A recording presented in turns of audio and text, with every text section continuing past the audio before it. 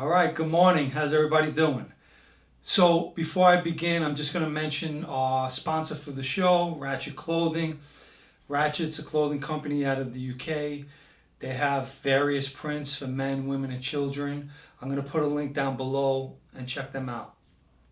Today I'm going to be speaking about an arrest that we took, or pinch as we say, and it happened right before I was inducted or straightened out into the Lucchese family. Ironically, I got pinched with my co-defendant Michael from the 1989 case. His name is Michael Liguori. We called him Mike the Boxer. Blaze Carrazzo gave him that nickname. Blaze is a member with the Gambino family. So Michael had got in touch with me one day and he wanted to meet me. I met him in Bay Ridge, Brooklyn. I was going to get in my car. He pulled up in the car. The car he was driving had dealer plates. His father and him were in the used car business. And he says, "No, leave your car there, come in my car." So I locked my car up and I went in Michael's car. He wanted me to go look at a car lot that was in Canarsie, Brooklyn. So on the way driving to Canarsie, Michael, I think, went through a red light, and I told him don't go through any red lights. At that time, he was off parole. I was still on parole. We really wasn't supposed to be in each other's company. So after a while, I was watching my mirror in the car, and I started seeing a white van weaving in and out of traffic. So I turned to him. I said, "Michael, you got a van. I think this van's on us." So he starts looking. He says, "I seen them." He never seen them. And sure enough, I'm watching this van, and the van is strategically trying to keep up with us. So Michael quickly pulls off to the side, and the van goes around us. We start driving again. About 2 blocks later, the van again is on our left side. And the van speeds up and cuts us off. And all the doors open up, and the sliding door of the van opens up. And a bunch of guys jump out with pistols, and they look very young. I don't make them as cops, and I'm thinking to myself, what did this kid get me in the middle of? I don't even have anything on me. We're going to wind up getting shot to death. The last guy out of the van pulled out of his shirt his shield with the beads around his neck. So I knew they were cops. They come over to the car with the pistols, the usual, get the fuck out of the car and all of that. So we get out of the car, and they bring us to the back of Michael's car. They first start questioning him about the plates. Why do you have dealer plates? And so on and so forth. And I'm just standing there. So now they start questioning him, and they ask him, "Do we got permission to search the car?" Now I'm watching him closely because I want to see what his reaction is. He says, "No problem, go ahead." So I said, "Oh, thank God. At least I know he's got nothing in the car." Not even a minute later, they go to search the car. They come over, they grab me first. "Turn around, put your hands behind your back." I turn around, they start handcuffing me. So I turn over my shoulder, I tell the cop, "What are you locking me up for?" He says, "You got drugs all inside the car." So I put my head down and I look over at Michael. He's not looking at me, bad sign. So they lock him up, and we're standing there in handcuffs, and now they turn us around and they start questioning Michael. He's not saying nothing, I'm not saying nothing. And they turn around, they knew everything. They knew my name, they knew his name, they knew I was on parole. So they turn around and say to Michael, "Your friend don't look too happy over here, Michael. He's on parole." And I'm looking at him. So he turns around and he says to them, "Listen, he's got nothing to do with this. All of that is mine. I was just giving him a ride," and whatever the hell he told them. And off we go. They put us in a van. Now there's a bunch of cops come pulling up. They put us in a van, and they bring us to the 69 precinct in Canarsie, Brooklyn. Put us in the bullpen. I'm so mad at him that, why didn't you tell me that the car was bad? We would have took my car. But he's apologized. I'm sorry. What am I supposed to do? Here's a guy who went away and lost 17, 18 years of his life with me. So We're in the bullpen after a little while, and this young, stocky, Italian-looking cop comes walking over. You know, and this is Brooklyn South. They're the narcotics division, so they're all in plain clothes. So he calls me up by my name to the bars. So I walk over. I said, "What's up?" So he says, "You know, I got to tell you, they don't make them like you guys." So I says, "What is that supposed to mean?" He says, "Let me tell you something." He says, "We do this 7 days, 7 nights a week," or whatever he said. He said, "and when there's more than one guy, by the time they get back to the precinct, they're giving each other up." So I'm just looking at him. He says, "But I know, I looked you guys up. I know you did 20 years. We didn't do 20 years. I know you did about 20 years. He says, "So I just wanted to tell you that." I said, "Well, thank you." And he goes to walk away like Kojak. And he takes 5 steps and he turns around. He says, "Oh, and another thing." I said, "Oh, now you're going to tell me what you really was here to tell me." So he says, "No, I just was going to tell you that you're not from Staten Island." Now, at that time, I was living in Staten Island, and that's where my license was to. I said, "Well, you got my license. You see where my license says." He says, "I don't care what your license says. You're from the neighborhood." "And what neighborhood's that?" He says, "You know, Ozone Park." I says, "And what makes you say that?" He says, "Well, my uncle got a funeral parlor in Ozone Park." So I said, "Oh, yeah? What funeral parlor?" "Romanelli." Now, Romanelli is a known funeral parlor in the neighborhood. For those of you who come from the neighborhood, you know what I'm talking about. So I said to him, "Oh, really?" I said, "So is your uncle's name Louis?" He says, "Yeah." I said, "Well, tell your uncle I said hello." He said, "I already did." He says, "I'll be right back." So I'm looking at Michael. I'm saying, "What the fuck?"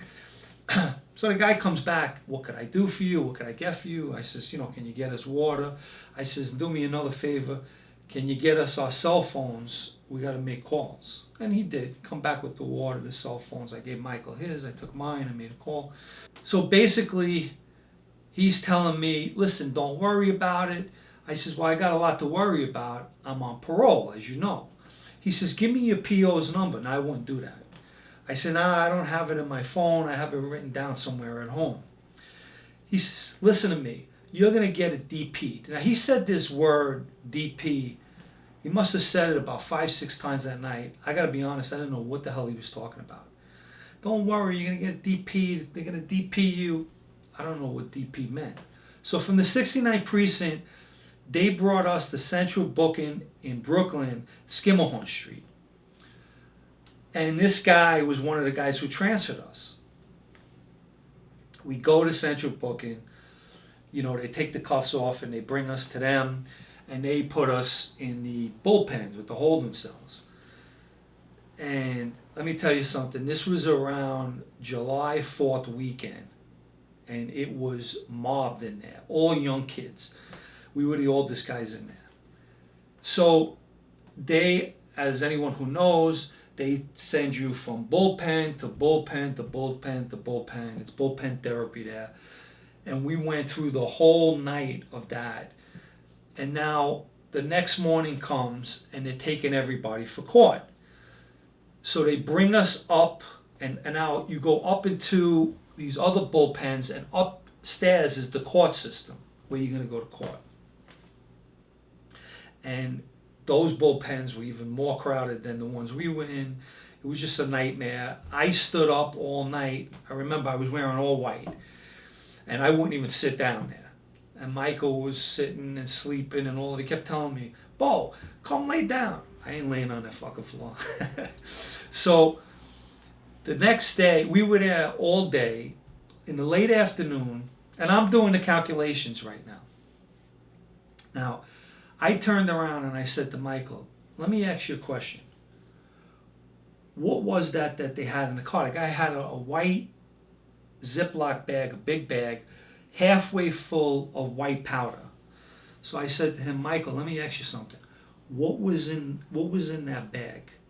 He says, "Oh, that was Molly." Now, at that time, I didn't know Molly from anything. I didn't know what that. I said to him, "Please tell me that's not babanya, meaning heroin." He says, "No, it's like ecstasy." He says, it's not even illegal." I says, "It's not even illegal. What the fuck are we doing in here if it's not illegal?" So he just shakes his head. So I'm doing the calculations. I already know I'm good for 2 years on a parole violation. And then whatever the hell this Molly is and what they're going to charge us with, I'm figuring I'm good for about 6 to 8 years right now. And I'm sick to my stomach.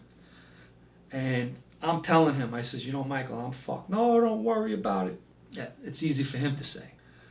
So the next day, like I said, in the late afternoon, they start calling people for court. And they call about 6 to 8 at a time. And they handcuff everybody. It's like in a chain. And they bring them up on an elevator and they take them to the court. Well, finally, they call Mike Liguori. They don't call my name. Mike goes out. He's looking back at me. They chain him up and off he goes. 20 minutes later, I go and grab one of the guards. I go over to the bars. I say, listen, I should be going with my co-defendant. They just took him about 20 minutes ago. They haven't took me yet. They took another group up. He says, let me look. I'll get back to you. He says, we're short people. We're going to do a little at a time. We'll get back to you. Okay. About another half hour goes by. An older cop comes to the bars. He calls a Spanish guy, and then he calls my name. So I get there. He tells me to repeat my name. So he says to me, hey, Canarsie, he says, you ready to go do 100 years? So at this point, I'm so disgusted. I said, let's just get it over with. Let's go. So we start walking, and he turns around, and he says, come on, smile a little bit. I'm only kidding with you. So I said, well, I'm not really in a smiling mood. And I says, let me ask you something. Why are we going this way? Everybody else went that way. Isn't the elevator's over there? He says, relax. He says, they DP'd you. You're going home. Now, once again, I didn't know what that means, and I did not believe him that I'm going home. So sure enough, at this time they had this viewfinder where they were checking your eyes, and they seen them doing that to the Spanish guy, and then they call me over to the desk, and they're doing the same thing to me. And then, now, that's another thing, I'm not handcuffed to anything. So the guy says, come with me. And we start walking, we go through a door. And now, next thing you know, it's like the Sally Port where they pull the vans and the trucks. And he opens up another door. And who do I see? I see my son and his wife. I see my 2 brothers and my mother standing there. And they're all looking at me smiling. So I'm saying to myself, holy shit. So now I go out, and they're all hugging me and kissing me. And they're kidding around me. So I says, listen, we got to get the fuck out of here. I says, because they made a mistake. I'm supposed to be held for at least a parole violation. So look, where's the car? Get me out of here. I figured they'll come and get me later that night, but I want to get out of there. So they were all looking at me laughing. I says, I'm serious. Let's go. Where's the car? So I don't know who it was, my brother or my son. Somebody said, oh, should we tell him? I says, tell me what? Well, my son's wife went on the computer and she looked me up. A week before I took this pinch, parole was over with me. Parole never notified me. They never told me. I remember when I went to my last parole interview, my parole officer was out, would have pulled back or something. I seen his supervisor. He didn't say anything to me about being released off parole, and that was it. I was going to come on my next visit. So I says, you're kidding me? They says, yeah, you don't know how lucky you are. We were so worried, and she wound up looking this up, and I was released off of parole, unbeknown to me, a week prior to getting pinched for this pinch here. And I can't even tell you emotions, what you go through. You know, you're thinking you're going to do 6 or 8 years, you're getting 2 years on a parole violation, and now you're in a car driving home with your family. And what happened with Michael was, Michael got out the next day, and he got a lawyer, and they wind up getting Michael off of this. I don't know how he got around it or whatever was the case. Supposedly what I heard was that the way they wrote it up, they wrote that it was cocaine, and it was explained to me that you can't do that. You got to put white substance, and that whatever it was that they found has to be tested and all of that. So anyway, Michael got past it. I got what was called declined prosecution, and that's what they meant by DP. And what that means is that before the DA goes before the judge, they review it. And I guess because of the way the report was written, and that Michael said I had nothing to do with it, and he took full responsibility, and whatever the hell was the case, they declined prosecution on me, which meant DP. So I didn't know what the hell DP meant. And really that was it. So we were both very fortunate. And it wasn't long after that I got inducted into the Lucchese family, but I just wanted to share this story real quick. I want to again thank everyone who's been subscribing to the channel. I want to wish everyone a good rest of the day to yourself. Stay safe, stay healthy, stay well. Ciao for now.